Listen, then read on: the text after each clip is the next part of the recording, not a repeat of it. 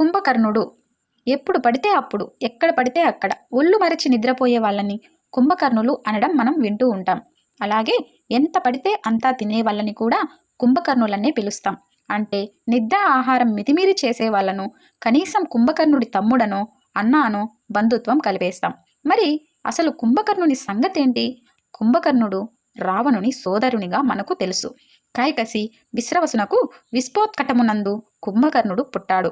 పుట్టగానే దొరికిన జంతువుల్ని పట్టుకుని మింగే ప్రయత్నం చేశాడట. అప్పుడు దేవతల రాజు ఇంద్రుడు బాణాలు వేసి కుంభకర్ణుణ్ణి తరిమినా అతని చేష్టలకు భయపడి ఇంద్రుడు బ్రహ్మతో తన యొక్క మొరను విన్నవించుకున్నాడట. ఒకసారి కుంభకర్ణుడు రావణునితో వెళ్ళి బ్రహ్మ కోసం ఘోరమైన తపస్సు చేశాడట. అన్న రావణుణ్ణి మించి తపస్సు చేసేసరికి దేవతలందరూ భయపడ్డారట. వాళ్ళంతా బ్రహ్మదేవుని వద్దకు వెళ్ళి ఆ కుంభకర్ణుడు ఇప్పటికే చాలా శక్తిమంతుడు, మళ్ళీ ఈ తపస్సు వల్ల ఏం సాధిస్తాడో, ఈ సృష్టికి ప్రతిసృష్టిగా ఉన్నాడని దేవతలందరూ వాపోయారట. తమని కాపాడమని దేవతలంతా వేడుకున్నారట. అప్పుడు బ్రహ్మ అనుజ్ఞ మేరకు సరస్వతీదేవి కుంభకర్ణుని నాలుక మీద నిలిచి ఇలా పలికించిందట. 6 నెలలు నిద్ర, 1 రోజు భోజనం కావాలి అని పలికిందట. అడిగిన వరమే ఇచ్చాడట ఇక బ్రహ్మ. ఆ వరమునకు కుంభకర్ణుడి యొక్క తండ్రి బ్రహ్మ వద్దకు వెళ్ళి వరములు మార్చమని కోరాడట.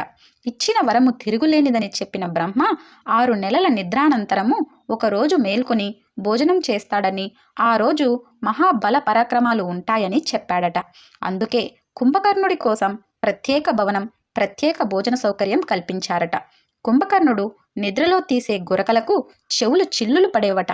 నోటి నుంచి వదిలిన గాలికి సైనికులు అల్లంత దూరం వెళ్ళి పడేవారట. అందుకే రామరావణ యుద్ధమప్పుడు కుంభకర్ణుని నిద్రలేపడం చాలా కష్టమైందట. మేళతాళాలు హోరు చెవి దగ్గర పెట్టేశారట. ముక్కుల్లో గుణపాలు గుచ్చేవారట. కంటిరెప్పల్ని తెరచాపల్లా నలుగురు కలిసి ఎత్తారట. చెవి దగ్గరే ఏనుగులతో గీంకరించేటట్టు చేశారట. ఇక కుంభకర్ణుని నిద్ర లేపడానికి పెద్ద యుద్ధం చేసినంత అలసిపోయేవారట. ఆఖరికి కుంభకర్ణుడు నిద్ర లేచినా ఆకలి ఆకలి అని అరిచేవాడట. 1000 మంది తినే అన్నాన్ని ఒక్కడే తిని ఆవలిస్తూ మళ్ళీ నిద్రలోకి పోయాడట.